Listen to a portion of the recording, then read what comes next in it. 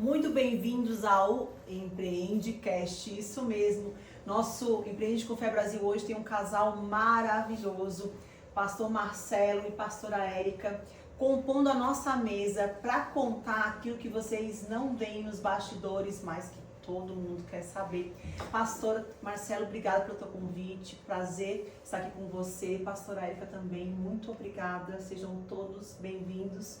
E eu espero que você curta muito, porque a gente vai contar aqui nos bastidores de muita curiosidade. E a pergunta que não quer calar. Não, mas primeiro vamos fazer assim? Vamos voltar aqui na logística e deixa eu perguntar, deixar eles se apresentarem, né? Quem é pastora Érica? Porque a gente conhece como pastora, mas antes não era pastora. E pastor Marcelo, que a gente vai descobrir que antes também não era pastor Marcelo. Vai lá, pastor. Bom, eu me chamo Marcelo Oliveira, casado com a digníssima, que sempre eu falo é a dona da minha vontade, mas na verdade eu que sou dono da vontade dela. Pronto. Moramos em São Paulo e caminhamos na obra, no ministério já há um tempo bem longo, já fazem mais ou menos 15 anos que o Senhor me chamou para o ministério pastoral e temos caminhado nessa fé, ativando vidas no caminho da oração, porque sempre eu acreditei uma coisa: orar é falar com quem resolve, é consultar quem de fato já te viu no futuro. Amém. E você? E você, pastora Érica? Bom, eu sou a Érica Oliveira. Antes de ser pastora, eu sempre falo que você ser pastor é um título, né? Mas a minha identidade, quem é a Érica? A Érica é filha de Deus, a Érica teve a sua identidade restaurada, a identidade original, aquela que só Cristo sabe que você tem. E graças a Deus o Senhor me presenteou com um grande varão, que é o Marcelo. E antes de ser pastora, eu falo que Deus, ele institui dentro da gente uma certeza da filiação. Então, eu sou filha de Deus, eu tenho essa certeza hoje e graças a Deus eu estou aqui. Muito obrigada pelo convite e eu tenho certeza que vai ser um momento muito agradável e de muitas trocas que vai abençoar muito a sua vida. Amém. Vamos deixar um negócio bem descontraído, porque eu quero saber aquilo que todo mundo fica se perguntando. Que em que momento vocês tiveram a percepção que vocês eram filhos amados de Deus? Nós temos 15 anos aí, né? Há 15 anos eu descobri. Mas antes desses 15 anos, porque muitas pessoas não nasceram em berços evangélicos. Então, em que momento da vida de vocês se perceberam que existia um Deus, existia uma experiência? Quando começou essa experiência de vocês espiritual? Teve alguém familiar? Teve alguma dor? Teve alguma história? Quando que isso surge na vida de vocês, essa consciência da intimidade com Deus? Bom, eu ouvia falar da minha avó, eu tenho poucas lembranças dela, mas ela servia ao Senhor. Mas na minha caminhada com Deus, assim, no momento que o Senhor me chamou para viver essa experiência, foi um momento muito assim importante, que marcou muito, porque ninguém na minha casa servia a Deus. Só que eu tinha uma vontade de conhecê-lo mais de perto. E um certo dia eu tive uma atitude de visitar uma igreja, conhecer mais de Deus, porque algo queimava dentro de mim. E naquele dia eu tive uma experiência marcante com o Senhor, que o Senhor me chamou para perto, algo assim me impulsionava. Eu me senti tão amado como filho de Deus, que a partir daquele dia eu falei assim: eu preciso conhecer este Deus mais de perto. Eu preciso caminhar com Ele. E ali eu comecei a visitar uma igreja. E a partir daquele momento, Jesus entrou na minha casa, onde ninguém servia a Deus. Jesus entrou, e uma coisa eu quero falar para você hoje, pastor, é que onde Jesus entra, Ele põe tudo em ordem. E o Senhor começou a organizar a minha família. no meio de tantos caos, tantos desacertos, desencontros, Jesus chega ali e começa uma obra de salvação. Aquilo que ele começou na minha vida não parou em mim. Aí foi alcançando minha família, alcançando meus irmãos. E quando eu lembro, eu orei 11 anos para Jesus salvar minha mãe. E eu falava, meu Deus, como é que vai ser esse dia? E nesse tempo eu já não estava mais na Bahia, já tinha vindo para São Paulo. E ela teve uma experiência com Deus também de querer servir ao Senhor. Só que a gente todo ano ia visitá-la ali na Bahia. E aí teve um dia que ela falou assim, olha, eu quero entregar a minha vida para Jesus, mas eu quero fazer isso num dia que o meu filho estiver pregando em um culto aqui em casa. Porque vai ser assim uma gratidão por tantos anos que ele orou por mim. E aquilo, eu fiquei aguardando esse momento, mas a sede que ela tinha de Deus era tão grande que ela não me esperou. Ela partiu e foi e se entregou para o Senhor Jesus. Eu fui na Bahia nessa época, foi no mês de janeiro, e no mês de dezembro teve um culto ali na nossa casa e ela se entregou para Jesus. E graças a Deus hoje minha família toda serve ao Senhor, e isso é o maior, melhor presente, com a salvação em Cristo Jesus. Comigo foi diferente. Eu conheci Jesus, eu ainda estava na adolescência, foi através da minha mãe. E a certeza dessa identidade de filha eu tive quando o Senhor recolheu minha mãe.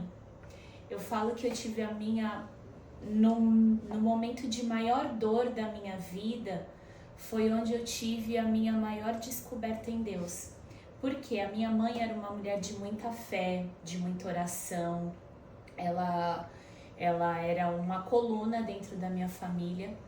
E eu me baseava, e a minha mãe era como se fosse uma muleta, essa é a verdade.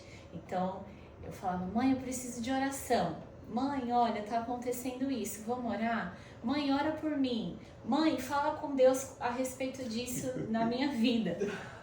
Então, quando o Senhor decide recolher a minha mãe, eu vivi algumas experiências. A primeira delas foi a paz que excede todo entendimento.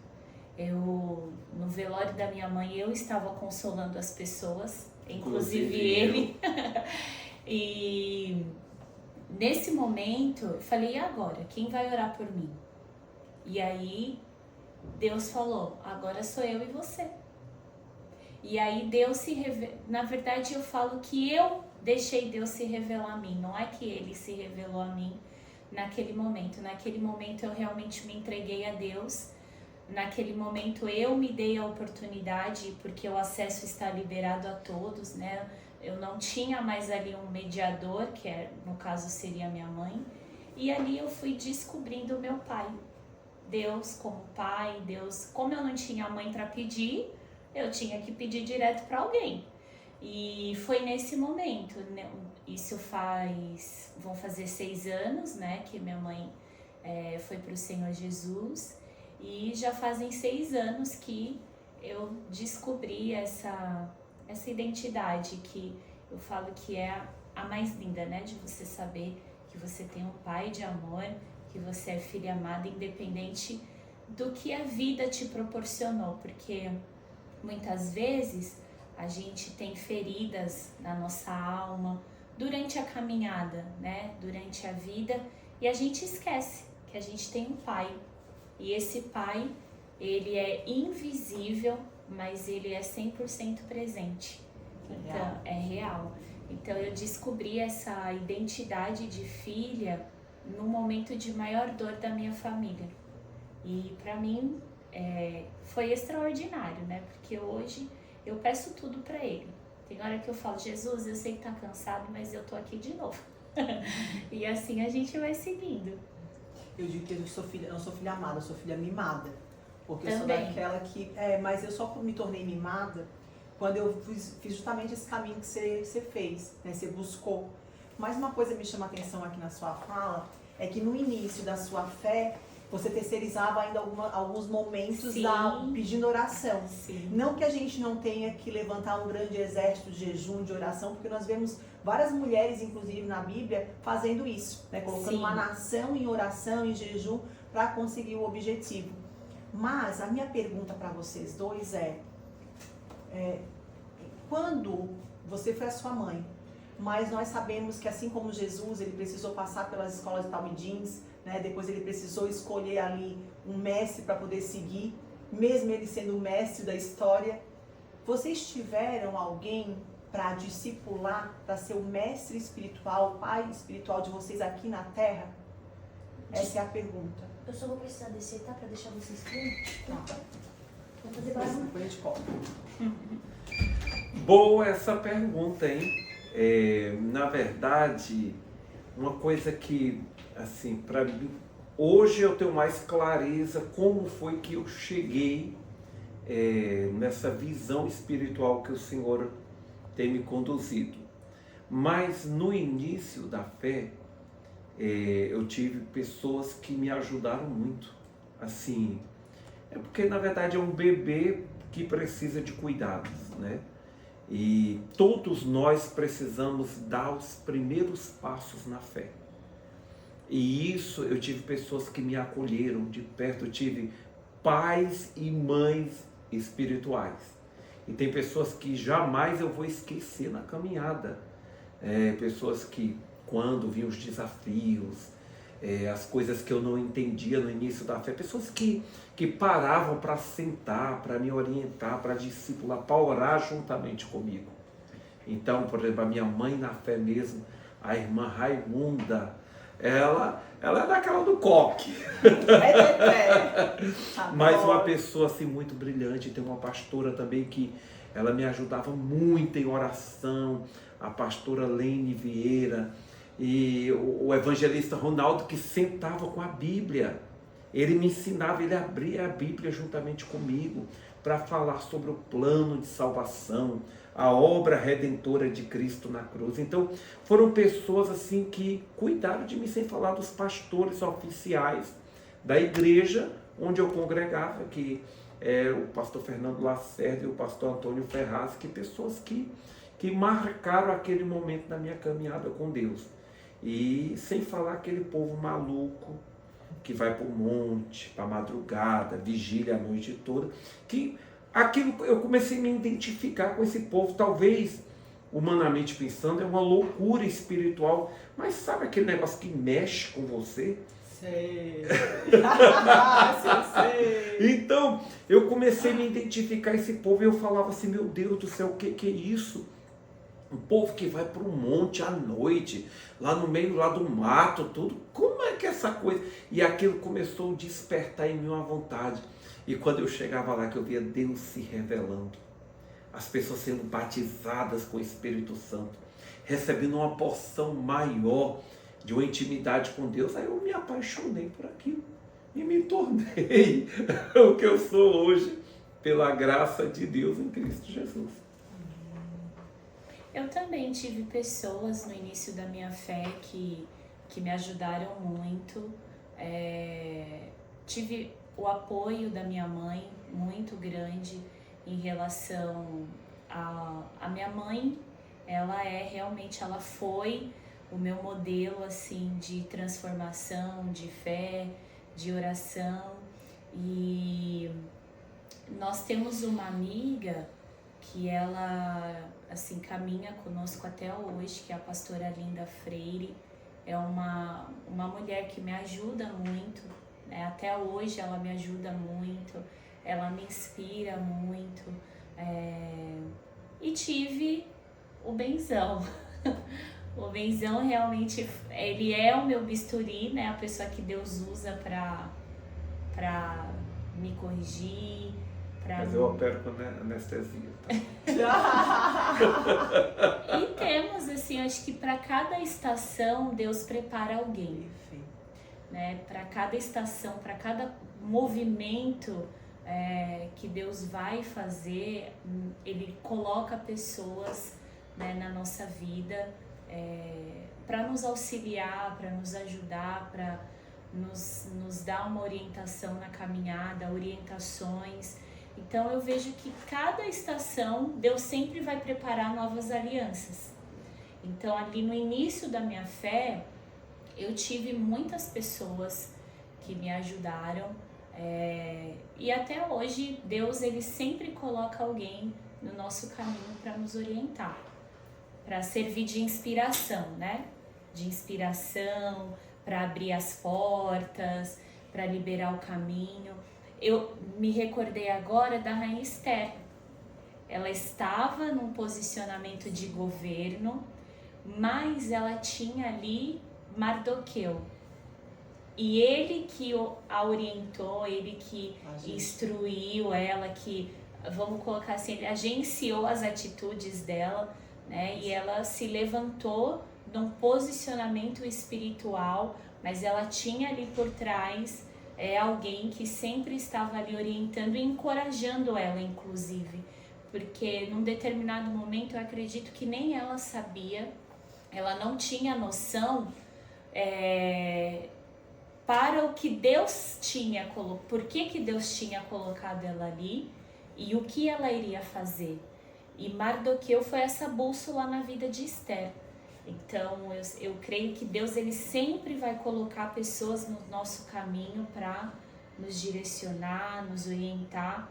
E seria injusto aqui citar nomes. Eu falei da pastora Linda, porque ela é muito presente hoje na nossa vida, na minha principalmente, mas foram muitas pessoas, né? Eu não quero assim, esquecer de ninguém, mas com certeza Deus coloca. Então eu quero falar para você, não desista, né? Deus sempre vai ter alguém para te orientar no seu caminho. É verdade. Sempre. Agora eu fico escutando vocês e fico várias coisas aqui na minha cabeça, porque assim, você não nasceu pastor Marcelo, Não. e você não nasceu pastora Érica. Eu não nasci pastora Fabrícia, não nasci Fabrícia Bittencourt, que é minha marca, é meu sobrenome, mas é minha marca, e muito menos nasci empresária, que também não nasci mãe. Tudo isso a gente vai se tornando no meio do caminho. Verdade. Agora, antes de nós nos tornarmos quem nós nos tornamos, e até mesmo nova criatura em Cristo Jesus, porque a gente veio falar muito sobre isso, seu passado não lhe define. Mas eu não tenho vergonha hoje de dizer que eu tive um passado, né, na terra, profano, inclusive no ocultismo, e que o Senhor, né, me remiu disso e me posicionou com autoridade, porque me deu muita sabedoria passar por essa jornada. Mas, pastor Marcelo e pastora Érica, antes de conhecer Jesus, antes de ser, né, pastores, vocês tiveram essa caminhada que foi um laboratório na vida de vocês, que vocês olham hoje e entendem que vocês abriram portas, né, que o inimigo, vamos dizer assim, muitas vezes ocupou um lugar que não era dele, vocês tiveram momentos de rebeldia, tiveram alguns erros que vocês colocariam na mesa hoje e não olhariam mais isso com vergonha porque não define vocês, mas que sim, fizeram parte de um processo de amadurecimento e até espiritual de vocês? Olha, é muito boa pergunta, porque na verdade as pessoas conhecem a gente pelo tempo de caminhada na fé. Mas, por exemplo, eu vim de uma família são 5 irmãos comigo, eu e mais 4, meu pai e minha mãe. Meu pai faleceu muito cedo, entendeu? Minha mãe baixinha, mais firme, entendeu? E quando eu vim para Jesus foi com 19 anos. Então não deu tempo o diabo causar muita arruaça, entendeu? Causar muita. Mas eu não vou falar que eu não tive um momento mundano, de uma experiência no mundo, sim, porque vivendo na Bahia, gostava muito de carnaval, gostava muito de festas, de coisas que totalmente fora de um padrão cristão. Então, assim, esse foi o maior fator. Agora, eu vim de uma família desequilibrada, desestruturada, porque se percebe, Jesus não estava lá. Jesus não era o Senhor da minha casa. Imagina um lar, uma família onde a base não é Cristo. Então, realmente vai ser um lugar desestruturado, desequilibrado. entendeu? Mas também não posso avaliar assim como eu tive um passado que teve marcas tão terríveis. Na verdade, não vivi essa experiência. Mas, assim, também nesse espaço de tempo com a minha mãe, por mais que o meu pai já tinha partido, minha mãe sempre foi muito firme, entendeu? Ela tinha um domínio, um controle que ela falava uma vez, opa. É tanto que até hoje, tanto eu como os meus irmãos, a gente tem um respeito muito grande, que foi gerado naquele tempo, porque na verdade não era que minha mãe queria me privar de tudo, ela queria me proteger. E na verdade ela me protegeu. E eu carrego hoje dentro de mim uma gratidão muito grande, porque imagina um adolescente andando desordenadamente, já não tinha mais o pai por perto, e se não tivesse uma mãe presente. Então hoje, é por isso que eu honro muito a minha mãe, porque ela tem um papel muito especial na minha vida, na minha caminhada, e eu sei que do jeito dela, mas ela fez tudo do melhor possível para me guardar, me proteger e me fazer uma pessoa de bem.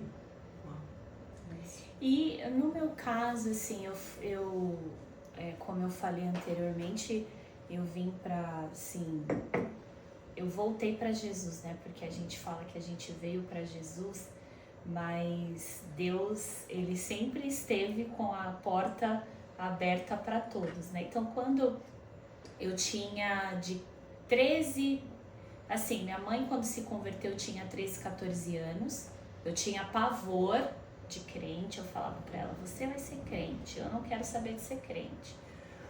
Então, quando eu aceitei Jesus, que eu decidi, né, eu fiz essa escolha na minha vida, eu já tinha 15 para 16 anos. Então, meu pai sempre foi muito firme comigo, com meu irmão. Eu não vivi a experiência, né, da noite, dos adolescentes, né, de São Paulo, principalmente, muita balada. Mas o que vem à minha memória é algo que eu realmente tive que trabalhar muito isso depois que eu tive o entendimento da identidade cristã. A minha mãe, ela sempre falava para mim assim, você tem que ser independente, você não pode depender de ninguém. Então, eu tinha uma dificuldade de ser submissa, né? Eu creio que isso foi uma legalidade que o inimigo da nossa alma encontrou por um período ali na minha vida, porque aquilo foi implantado em mim. Você tem que ter a sua vida, não pode se submeter a ninguém, não deixa homem nenhum mandar em você. E por querendo assim acertar, aí você cria um comportamento que não é feminino, né, que te desperta uma falta de submissão não só no casamento, mas até com autoridades, né, de corporativas, autoridades de igreja. Eu era muito questionadora, porque como eu tinha, né, eu achava que eu tinha que ter 100% da autoridade comigo na minha vida, mas como assim? Por que eu tenho que fazer isso? Então eu sempre questionava muito. E eu creio que em alguns momentos isso me atrapalhou bastante. Quando eu olho assim a minha jornada profissional, eu falo que isso com certeza me atrapalhou, e hoje eu vejo que ali o inimigo pode ter encontrado uma legalidade que eu, né, tive que ajustar a rota depois, né? Aí a gente vai ter outras experiências para saber como que Deus tratou isso. Que interessante essa tua fala. E eu quero pegar esse gancho, porque eu acho que você deve estar olhando aí agora e presta atenção no que eu vou falar. Eu super me identifico e tenho certeza que muitas mulheres hoje vão se identificar também. Porque essa falta do posicionamento feminino, e quando a gente não coloca o posicionamento que Deus nos deu da nossa real identidade, a gente acaba ocupando uma outra identidade que não é a do nosso posicionamento, correto? Correto. Quando falava para mim também sobre submissão, era um sentimento que eu estivesse embaixo dos pés de alguém, que alguém estivesse me controlando e eu perdesse totalmente a minha estrutura. Mas depois, tendo consciência, eu entendi que a submissão para mim estava atrelado à questão do abuso. Então, se eu tivesse sempre o controle, a imponência, ocupasse um lugar muito mais masculino do que feminino, eu não iria atrair olhares para os homens e eu não ia ser acometida de novo de uma nova fragilidade do ato. E aí, quando eu olho para você e você fala isso, qual a consciência que você traz antes de... Porque eu vejo hoje esse casamento maravilhoso de vocês dois. Nós vamos falar sobre casamento depois, né? Amém, Jesus. É a cereja do bolo. Cereja do bolo. Mas vamos voltar aqui. Antes de você criar essa consciência que submissão é estar sob uma missão, né? Entendida hoje muito perfeitamente na estrutura de casamento de vocês. Mas antes disso, você consegue olhar, quando você fala em porta de legalidade... e a gente tem um entendimento, né? Você consegue trazer isso para nós? A gente tem um entendimento que muitas vezes essas portas não foram abertas por nós, mas às vezes por gerações, e nós estamos repetindo um padrão. Sim, olha só. Olhando para a minha estrutura familiar, quando eu lembro dos meus avós, maternos principalmente, o meu avô, ele não tinha uma estrutura de cuidado, né? A minha avó era muito submissa, mas num casamento bem desestruturado. Tanto que os meus tios, né, tiveram um tempo de vida muito profana, para eles era normal ir numa casa da luz vermelha. As facilidades. E a minha mãe, ela cresceu naquele ambiente. Então, hoje, quando como você falou, eu tenho essa consciência, a minha mãe, ela criou essa estrutura de independência, né? Minha mãe, ela foi uma excelente mãe e após Jesus, né, ela conseguiu reestruturar o casamento dela com meu pai, mas ela veio dessa realidade, ela trouxe isso na consciência dela, que ela não poderia depender de homem nenhum, porque ela via a realidade da minha avó e como... Uma repetição de padrões. Exatamente. Ela não queria viver aquilo que a minha avó viveu. Então, eu não vou depender de homem nenhum, tanto que a minha mãe era um trator trabalhando. Minha mãe, ela não descansava. Minha mãe, ela tinha, assim, a sede da minha mãe era trabalhar para não depender de ninguém, né? E ela trouxe isso para a estrutura familiar dela. Então, ela falava para mim, tentando acertar que na consciência dela aquilo era o certo. Tanto que eu falo pro Marcelo, né? A minha mãe, ela era tão forte isso nela, que ela não gerou em mim uma vaidade feminina, né? Minha mãe não gerou em mim um cuidado feminino comigo, do exemplo, pastora Fabrícia, que a minha tia que me ensinava a vaidade feminina. Não. Gente, essa tia, né, Pois pastor? Nossa, se ela já estiver no céu, acho que ela já está em um bom lugar, hein? Você tá sabendo dessa. Mas essa legalidade, essa repetição de padrão que a minha mãe trouxe para dentro da nossa casa, isso refletiu em tudo. Porque o meu irmão hoje, né, eu amo a vida dele, ele vê o quê? A segurança dele é numa mulher. Porque a segurança dele era a mãe, depois eu, porque a minha mãe tinha essa presença muito forte, mas não uma presença feminina forte de cuidado, né, de sabedoria, mas porque a gente não tinha que depender de ninguém. É o provento mesmo. Né? Exatamente. Então isso veio do que a minha mãe viveu dentro da família dela, do que ela viu a minha tia viver também, porque a minha tia teve ali uma história também de muita dor ali num casamento que ela viveu, e ela foi, minha filha não vai precisar passar por isso. Então, de uma forma inconsciente, ela trouxe isso para dentro da nossa casa. E você reproduziu isso? Reproduzi por muitos anos. E o que eu falo, quando você estava falando, pastora Fabrícia, Deus trouxe ao meu coração. Qual a legalidade que isso gerou dentro de mim? Desobediência. eu, de forma inconsciente, era desobediente a qualquer liderança. A qualquer liderança. Por quê? Eu cumpria o que a pessoa pedia, só que eu sempre questionava. Eu vou fazer por conta do salário, eu vou fazer porque é o meu pai. Eu nunca, e a gente, no início do nosso relacionamento, a gente teve muitas tratativas a respeito disso, porque hoje não, hoje eu enxergo o amor do Marcelo, né, quando Porque não foi fácil, né, não pastora? foi.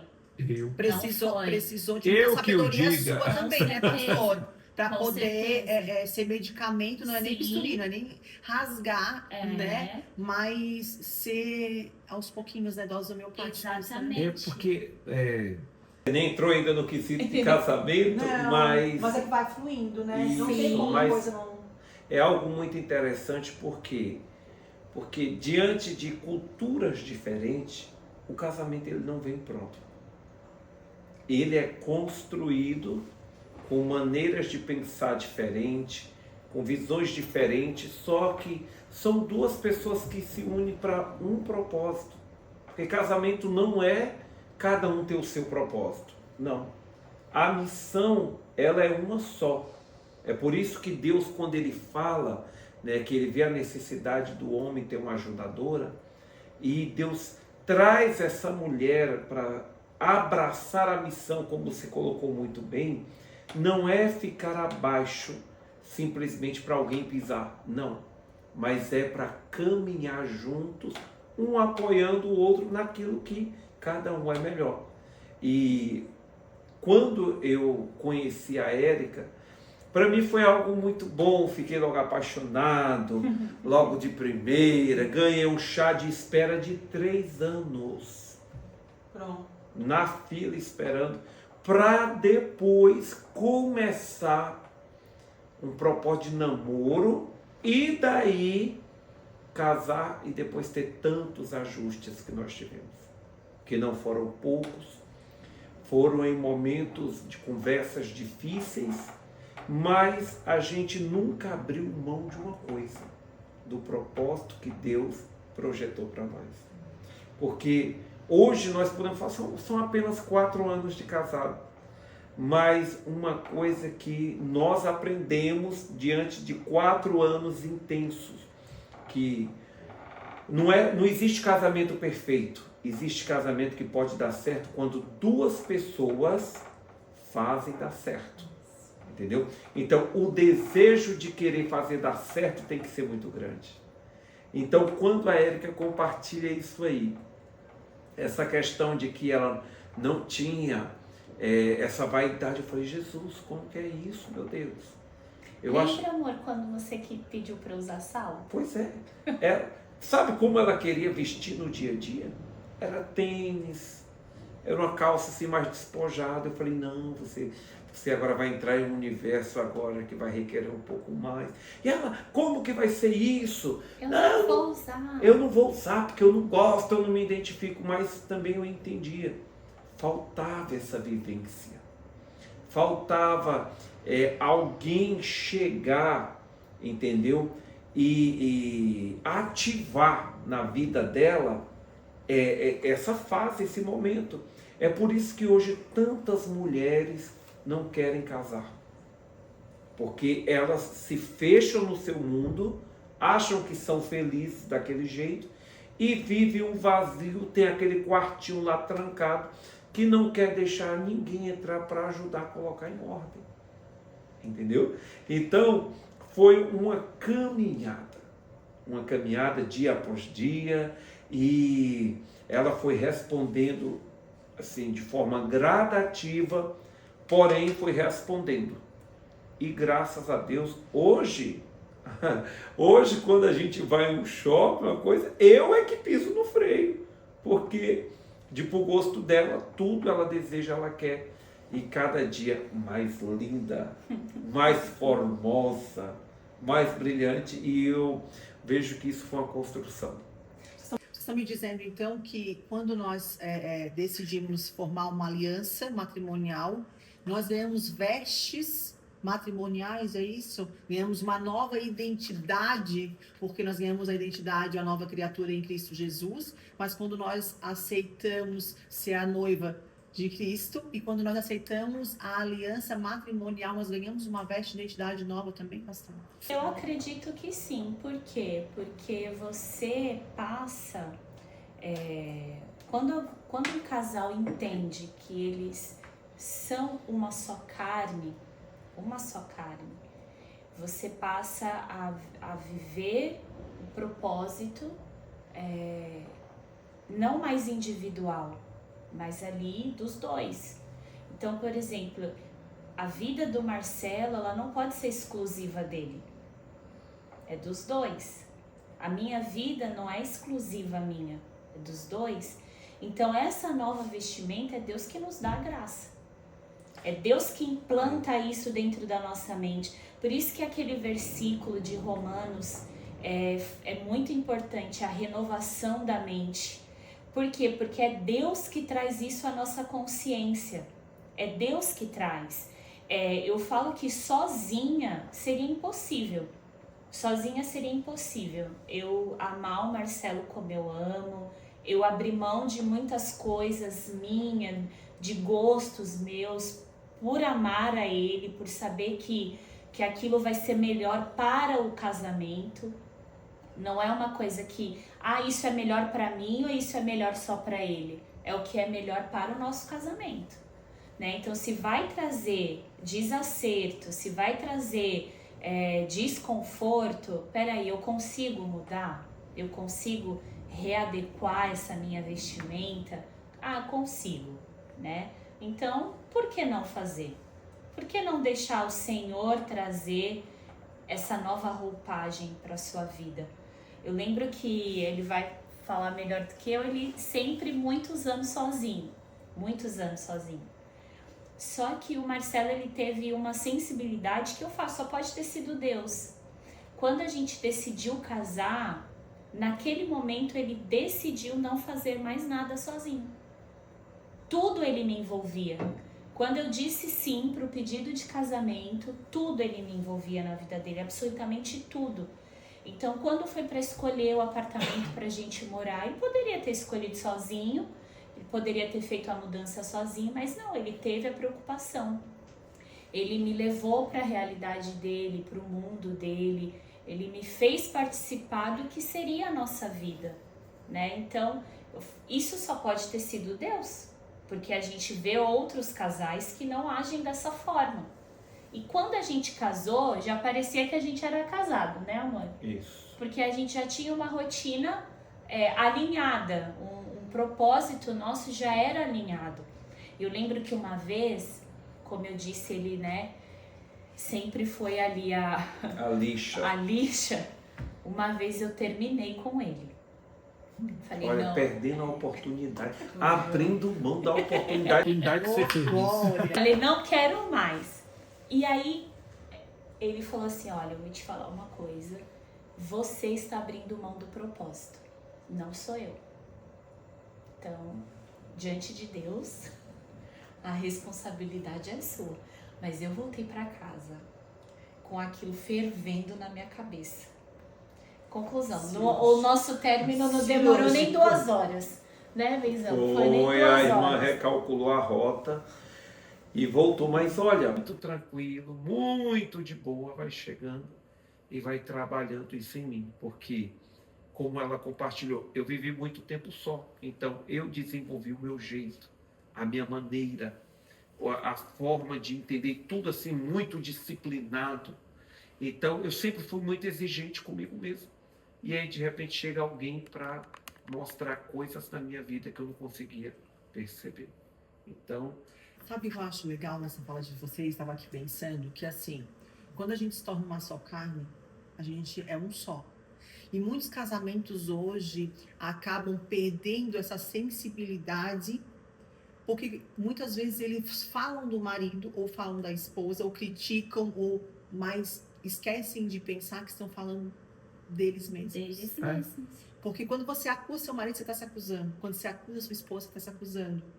Eu costumo dizer que as pessoas às vezes muito oram para encontrar a sua alma gêmeas. Conhece a tal da alma gêmeas? Mó Sei. mentira. É. Sinto lhe dizer que lhe passaram um trote. Não existe a tal da alma gêmeas.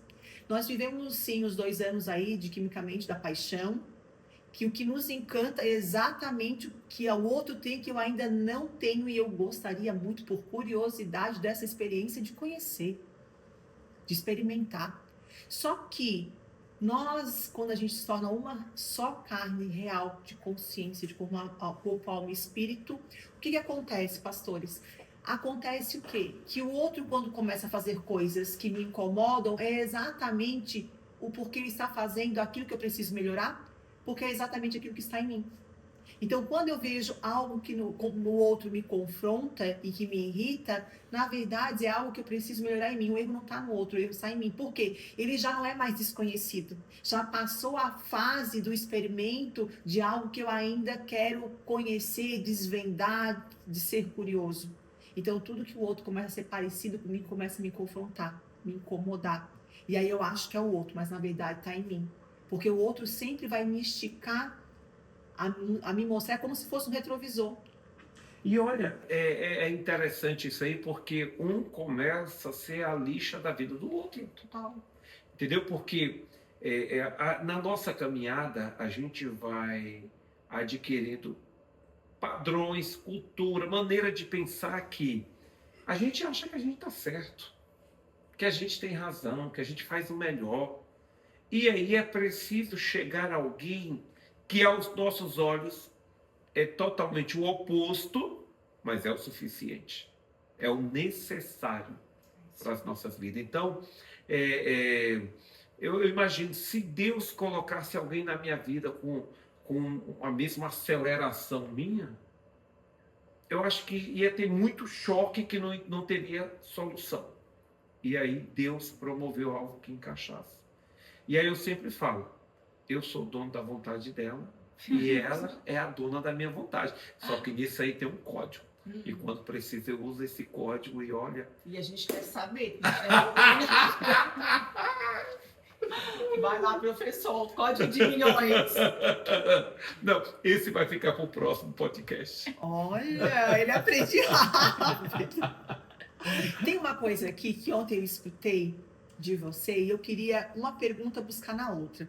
Porque a gente começou a dizer que grandes mulheres levantaram, entre elas, sim, estava me referindo da rainha Esther, mas ela não nasceu rainha. Não. Ela foi coroada, ela se tornou realeza depois. Mas, na história do começo, diz que Abraão precisou receber uma ordem que ele tinha que deixar a sua família, deixar sua parentela e seguir a um destino, uma ordem. Só que ele não obedeceu, faltou a obediência que você teve lá da submissão, né? Ele não obedeceu e ele levou o Ló. Só que se a gente olha para a rainha Esther, e na sua fala aparece, ela foi conduzida por Mardoqueu para poder, naquele momento, levantar uma nação em jejum e oração, ou seja, ela precisou de um parente. Agora, a pergunta que não quer calar é a seguinte: muitas pessoas, nós temos 2 vertentes aqui, tem mulheres que não casam, porque estão aí entranhadas de repetições familiares, de crenças, e não se dão conta, mas não querem ter a vida que o pai e a mãe teve por N situações que viveu, ou porque não querem deixar sua família para constituir a sua família. A que ponto vocês olham hoje, e eu estou colocando isso porque como pastores vem muitas situações de casamentos que a briga, porque minha sogra mora comigo, porque meu marido, né, não larga lá a mãe dele. A gente sabe que essa questão parental ainda, depois que a família, o casal traça o matrimônio, ainda continua irrigado aqui, né, entrelaçado, dificultando casamentos. Até que ponto? Qual é o olhar de vocês para isso? Até que ponto isso é sadio? Isso é... Me contem. Não quero trazer mais para não influenciar a resposta. Olha só, isso conseguiram entender? Sim, com Difícil certeza. a resposta, né?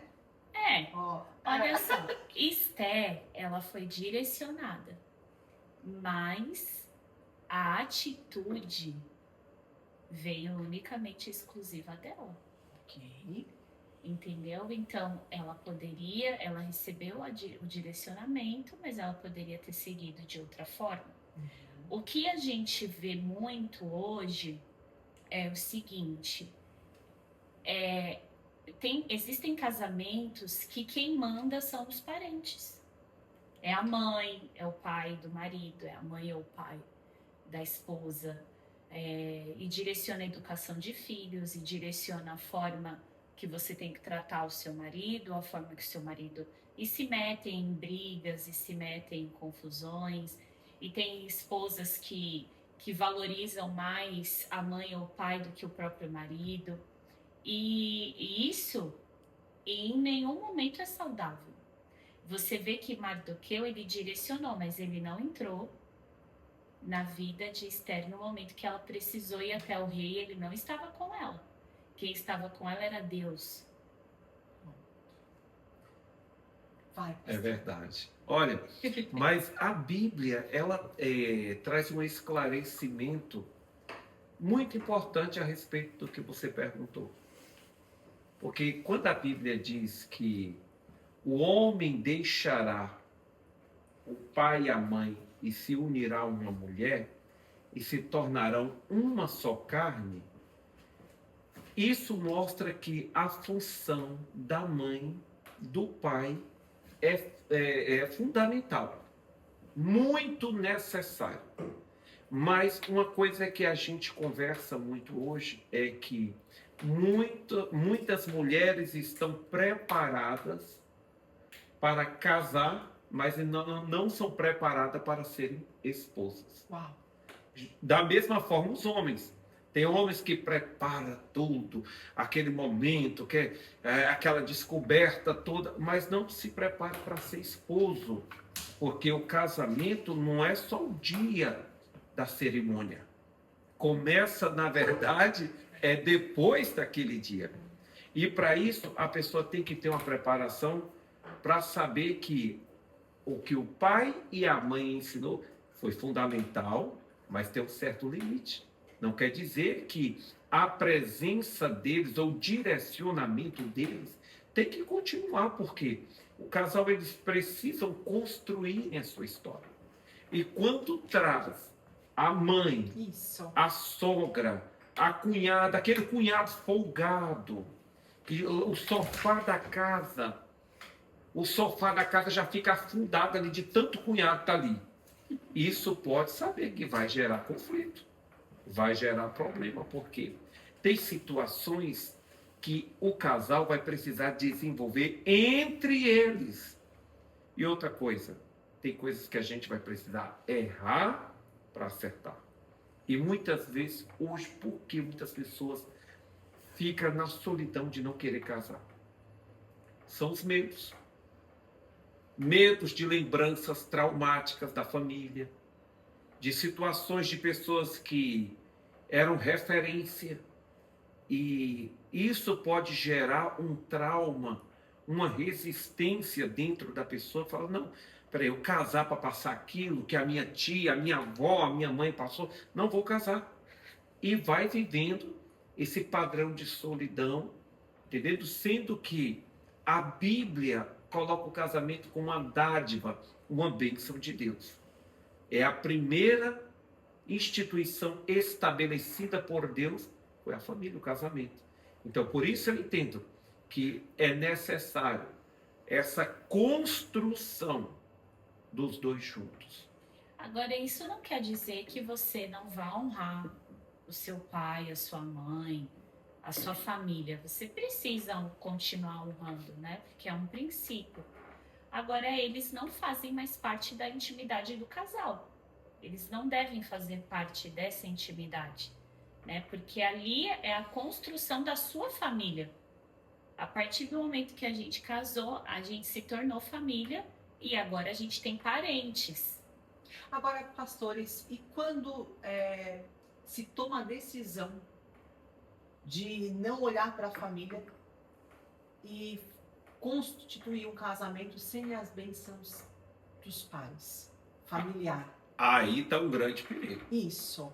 Que Pra portas de mim- legalidade isso no mundo espiritual abre? Porque, olha, deixa eu te contar uma experiência Bom. rapidamente da Bahia, lá do Nordeste. Lá, assim, as pessoas falam assim, praga de pai e mãe pega. Não é verdade? Não sei se você já ouviu, entendeu? Oração de mãe tem poder. Na verdade, não é praga de mãe pega. Isso não é verdade. A verdade é que Deus estabeleceu o pai e a mãe como autoridades na vida do filho. Então, quando o filho rompe esse princípio de autoridade para querer levar a sua vida desordenadamente por um sentimento de rebeldia, de desobediência, aí se prepara, porque as consequências virão, e eu posso falar nesse tempo de aconselhamento no Ministério Pastoral. São muitas famílias, muitos casais que quando entram em crise, quando começam a viver um dilema com o filho, com a filha ali no casamento, quando você vai cavar a história, você percebe que houve uma ação de rebeldia, de rebelião, entendeu? E a pessoa, quando quer constituir essa família independente, sem o apoio, a bênção do pai e da mãe, tudo bem, até consegue ali no momento, mas não percebe que abriu uma brecha, abriu uma porta, que a consequência vai chegar lá na frente. E aí pronto, quando a consequência chega, aí vai precisar recalcular a rota, encontrar o caminho do perdão, para quê? Para que os filhos não sofram. A gente fala que o princípio que a gente quebra, ele nos quebra. Sim. E quando a gente fala dessas consequências, pastores, a que nível de tipo de consequência a gente está falando aqui na mesa? Financeira? Divórcio? Não consegue engravidar? É porque são diversas. Porque, olha, eu vejo isso não é um castigo de Deus. Na verdade, é uma consequência pela desobediência. Isso. E a gente sabe que pela desobediência de um homem só, até hoje a humanidade paga por isso. Então, o que acontece? Quando entra essa questão de um princípio que é quebrado da honra do pai, da submissão do pai e da mãe, o que acontece? Acho que o pior fator nisso aí é justamente quando chega o momento da pessoa ter filhos. Aquilo que ela plantou lá atrás vai vir na vida dos filhos.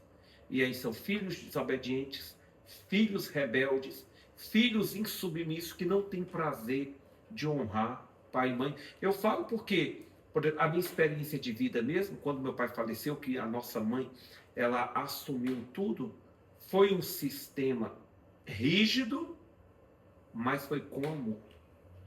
E aquilo não abriu uma ferida em mim. Abriu, foi uma porta para honrá-la todos os dias. E hoje, assim, por onde eu vou, eu honro a minha mãe. Por quê? Porque ela fez tudo querendo o meu bem, entendeu? Quando chegou a época da gente casar, ela falou bem assim, meu filho, pode saber de uma coisa, eu abençoo o seu casamento. Eu vejo Deus no seu casamento. Eu sei que você vai ser feliz na sua família. Você vai ser um ótimo esposo, porque eu sei como você é o filho. Então, ouvir isso de uma mãe, gente, para mim, entendeu? Isso é muito gratificante e traz alegria na minha alma, porque eu estou vendo isso de quem? De uma autoridade. A autoridade estabelecida por quem? Por Deus. Então, quando eu vejo minha mãe hoje ver isso em mim, profetizar, declarar, abençoar a minha vida, eu vejo que foi algo que eu busquei honrá-la desde quando eu reconheci ela da honra, né? isso como autoridade sobre a minha vida. Deixa eu fazer uma pergunta aqui, que ontem nós estávamos nos bastidores conversando e eu achei muito lindo uma fala sua, que você disse assim, ó, que se fosse hoje isso acontecido, eu tinha me levantado em oração e isso não iria ter acontecido. Você lembra disso? Lembro, Uma sim. situação que você aconteceu com seu pai. A minha Lembro. pergunta, estou trazendo aqui, se você tiver vontade de colocar o que é porque nós falamos assim, que oração de mãe tem poder, é autoridade, oração de pai tem poder, mas a oração de filho tem poder? Muito. Muito, e olha, eu vou te falar uma coisa, quando eu falei para você, foi justamente em um contexto de que, na caminhada com Deus, a oração, ela é fundamental, porque é o canal de relacionamento. Só que a oração, você exerce ela no seu relacionamento com Deus, só que perto de você vai ter pessoas que não têm essa mesma intensidade, essa vivência, esse relacionamento por intermédio da oração. Aí é preciso Deus levantar alguém. Aí já não é somente a oração, é a oração intercessória. Isso. Quando nós entramos pelo caminho da intercessão, é a gente se colocar na brecha para buscar a ação de Deus por pessoas e por realidades. Então, quando a gente percebe o mundo espiritual e Deus nos levanta como uma autoridade ali da parte dele, aquele ambiente vai mudar.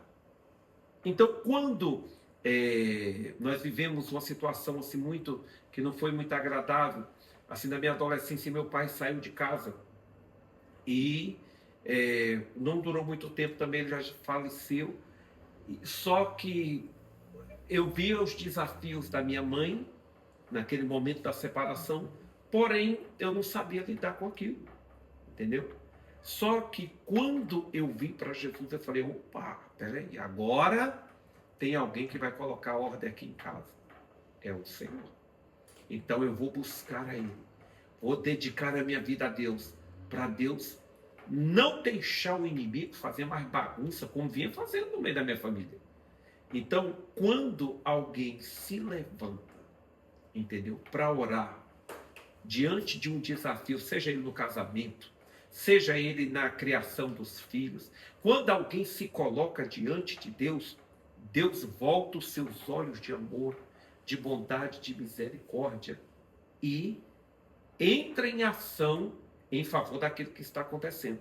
Então, quando eu percebi a realidade que minha mãe viveu no desafio de ver meu pai saindo de casa, então eu falei, se nesse momento eu tivesse um pouquinho de maturidade espiritual e já servisse a Deus, aquilo não teria acontecido. Porque eu estaria diante de Deus como intercessor pela minha família, pelo casamento dos meus pais, e eu tenho certeza que a restauração seria estabelecida ali. Então, hoje, o que eu vejo nisso aí? Em muitas famílias, em muitos casamentos, em muitos relacionamentos de pais com filhos, filhos com pais, precisam de intercessores. Pessoas que se colocam diante de Deus, não para serem juízes na situação e reconhecer quem está certo e quem está errado, mas pessoas que se levantam com uma voz profética da parte do Pai para chamar à existência a restauração, a libertação, a cura, a quebra deste cativeiro. Tudo isso que foi implantado pelo inimigo, uma voz profética da parte de Deus, quando se levanta, muda completamente a realidade. Então, hoje, eu vejo que o ministério da intercessão, que era antigamente estabelecido para as irmãzinhas do coque, aquelas pessoas que passavam a noite orando, que tem a minha admiração, sim, mas eu vejo que hoje é de forma geral. Hoje, pastora Fabrícia, cada um, na sua realidade, na sua família, na sua casa, no seu local de trabalho, onde a pessoa passa uma parte do dia, precisa se levantar como uma autoridade espiritual para que a graça, o favor de Deus chegue naquele ambiente e que os planos do adversário, os planos do diabo sejam frustrados. Então Deus convoca um exército, Deus habilita e ativa pessoas para esta obra de intercessão para mudar ambientes, pessoas e realidades. Pastor, eu queria colocar aqui para vocês duas perguntas numa só. Na verdade, assim, como que a gente descobre a nossa autoridade? Por quê? Vamos falar de ministérios também. Eu descobri meu ministério quando eu entreguei minha vida para Jesus e eu, na intimidade, Deus foi me colocando aquilo que Ele me esticou, me exercitou. No ocultismo, isso para mim ficou muito claro, né? A minha passagem por lá, eu aprendi, né? Hoje o cheiro, né? Todas as experiências, as legalidades, né? As hierarquias, toda a parte espiritual disso, eu fui sendo forjada. Eu ganhei minha autoridade sobre isso. Agora, se eu tivesse que perguntar como que se descobre a sua autoridade, como que se descobre o seu ministério, eu respondo dessa forma. Mas no olhar de você, se alguém chegasse para você e perguntasse assim, pastora Érica, pastor Marcelo, como que eu descubro qual é a minha autoridade, qual é o meu ministério? A autoridade é conquistada no que você vence. Então, para a gente receber a autoridade de Cristo, é preciso a gente entender a vitória de Cristo em nós. Entendeu? Aquilo que Jesus conquistou. Porque quando a Érica falava aqui a respeito de filiação, filha de Deus, quando a gente descobre quem nós somos em Cristo Jesus, automaticamente a gente vai entender, o filho, ele tem direito a uma herança. E Jesus Cristo, ele foi para a cruz para estabelecer a redenção sobre nós, o perdão. Então, o que acontece? A gente passa a ter direito.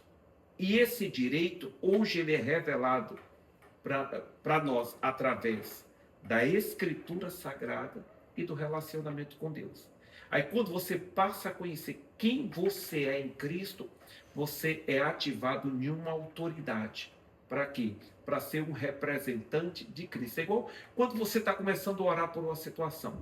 Se você orar por você mesmo, nada vai acontecer. Mas quando você usa a autoridade do nome do Senhor Jesus, opa, o negócio muda, porque Ele é Senhor nos céus e na terra. Então você está usando a autoridade do Senhor, que é todo poderoso nos céus e na terra, e este poder, ele vai ser oficializado na sua vida, e através deste poder, os milagres vão acontecer.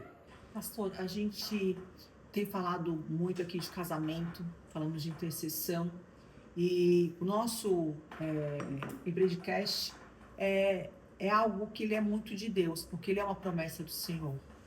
E se nós olharmos hoje para Jesus, ele foi um dos maiores, né, empreendedores da humanidade. Né? Ele veio, colocou a empresa a existir, vamos dizer assim, com os discípulos, colocou a ordem ali da igreja com Paulo, subiu e até hoje o negócio continua ainda frutificando. Quando a gente fala de empreendedorismo e fé, espiritualidade, o olhar de vocês sobre isso, é possível fraturar? Não precisa ter espiritualidade no empreendedorismo, são coisas totalmente diferentes. Eu ministrei sobre isso ainda no último culto, mas como que vocês podem falar para as pessoas como caminhar dentro do empreendedorismo, ser empresário, ou até mesmo ser intercessor, né, dentro da espiritualidade? Porque às vezes as pessoas vão olhar, eu tenho percebido muito a religião fraturando os ministérios, colocando como um grande comércio, né? E o que não é verdade. Mas como olhar para essa caminhada do empreendedorismo com fé? Olha, eu acredito que um dos pontos é você ter clareza do propósito. Então, você está empreendendo por quê? Se você vive para Jesus, se a sua fé em Cristo ela está ativa, automaticamente o seu empreendimento, sua empresa, sua ideia, ela vai partir de Cristo. Vou dar um exemplo. Vocês aqui, quando acontece qualquer problema, Jesus nos ajuda, né? Daqui, com certeza, muitas famílias são abastecidas. Há um propósito. Então, quando a gente fala do empreende com fé, empreender com fé é você olhar para o Criador. Quem te dá a criatividade é Deus. Quem vai dar ideias para você que ninguém nunca teve é Deus. Quem vai dar inteligência para você conduzir a sua empresa é Deus. Aí você pode falar, nossa, pastor, e quem não acredita em Deus? Pode dar certo? Pode, como a gente vê que muitos dão. Mas qual é o propósito dessa empresa? Aí o propósito fica para o dono, só para ele ganhar, adquirir riquezas, só para ele viver, né, o que ele tem para viver ali. Mas e o propósito? Você acredita que casamento é um empreendedorismo? Sim. Opa! Eu invisto nele todo dia. A gente tem que empreender todo dia Todo para poder dia. conquistar o cliente, né? Mas olha, nessa pergunta que você fez aí, a Bíblia fala um exemplo muito interessante de um homem chamado Jó. Jó, as qualidades, as virtudes de Jó eram assim extraordinárias.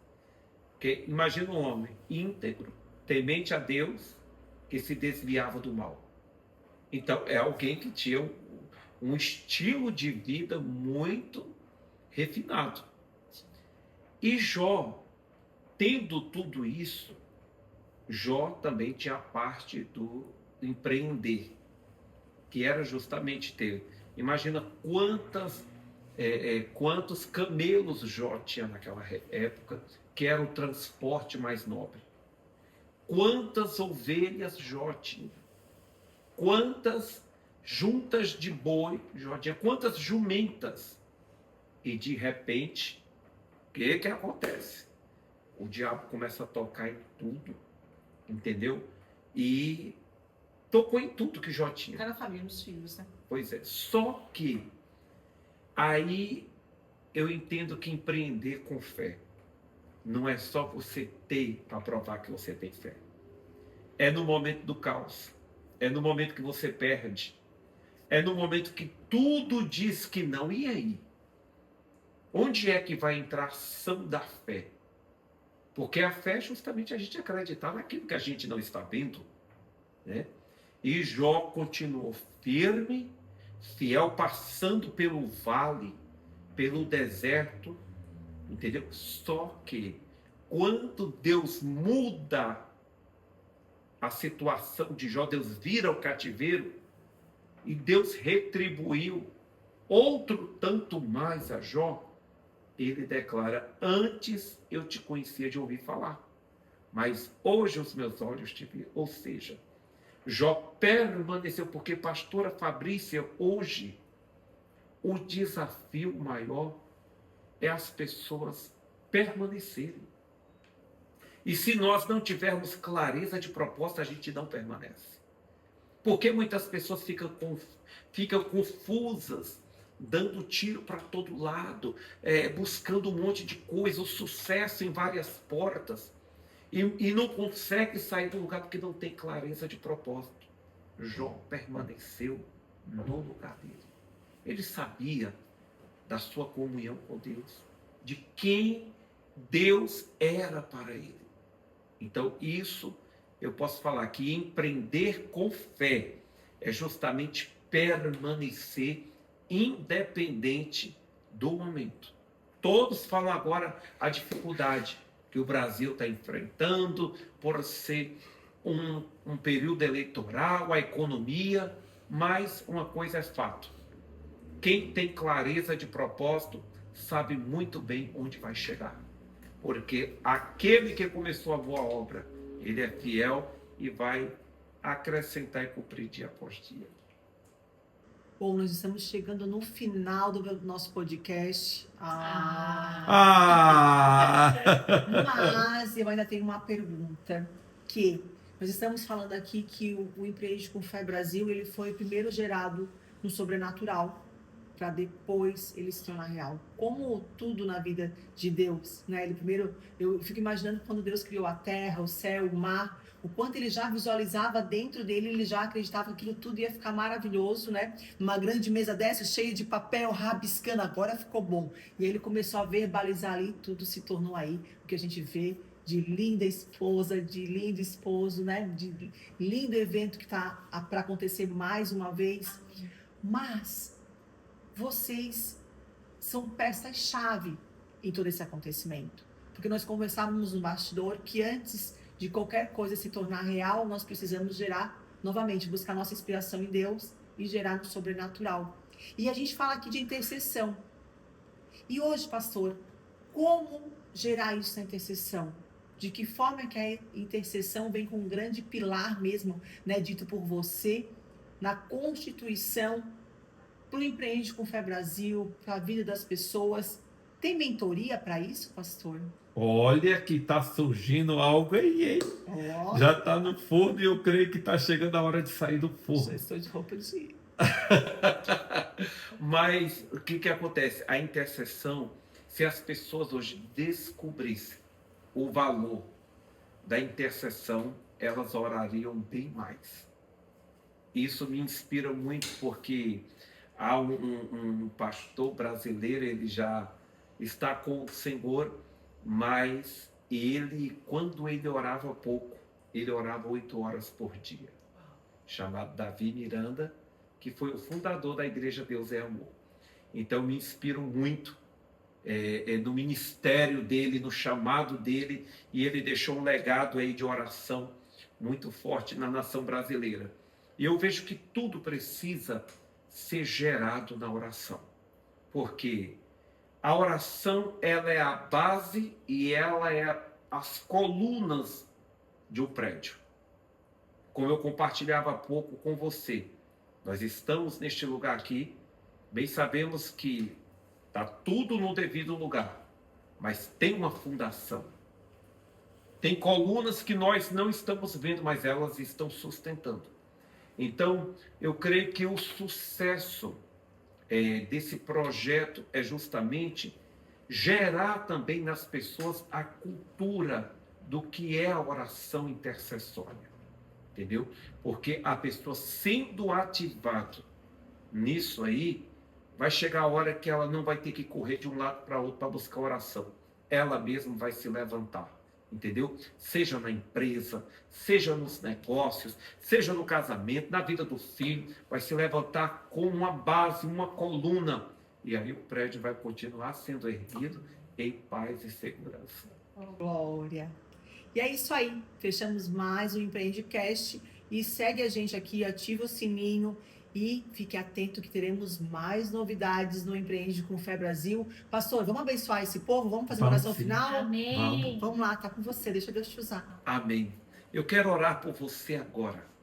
Você que talvez vive um dilema na sua vida, tem uma dúvida, entendeu? Você que tem um projeto lindo no seu coração, e esse projeto vai para a gaveta, sai da gaveta, mas não vai para lugar nenhum. Eu quero falar para você que Deus quer te encorajar. Deus quer te levantar para dar vida nisso aí. Não é o que você viveu no passado que vai definir o seu futuro. Mas a partir de agora eu quero orar com você, para Deus te encorajar nisso aí, nessa missão. E você vai dar frutos e frutos permanentes. Pai, em nome de Jesus, nesta hora, Senhor, nós queremos te louvar, te agradecer, ó Deus, pelo Empreende com Fé Brasil, que é uma porta aberta para a ativação de tantas outras pessoas que têm uma missão de cumprir um propósito aqui na Terra. Senhor, eu quero encorajar agora, em nome do Senhor Jesus, essa pessoa que tem algo tão grandioso para cumprir nestes dias, e está aí retido por essa indecisão, por essa frustração. Em nome do Senhor Jesus, Pai, eu quero te pedir, Senhor, a partir de agora, traga uma aceleração, coloque em andamento, Pai. Abençoa esta vida, Senhor, que acompanhou esta programação juntamente conosco. Em nome de Jesus, entregamos o Empreende Brasil nas tuas mãos. Oh, Senhor, em nome de Jesus, que o tempo da colheita de Deus venha a ser estabelecido. Por isso nós te louvamos e te agradecemos em nome de Jesus. Amém. Amém. Tá feliz. Amém.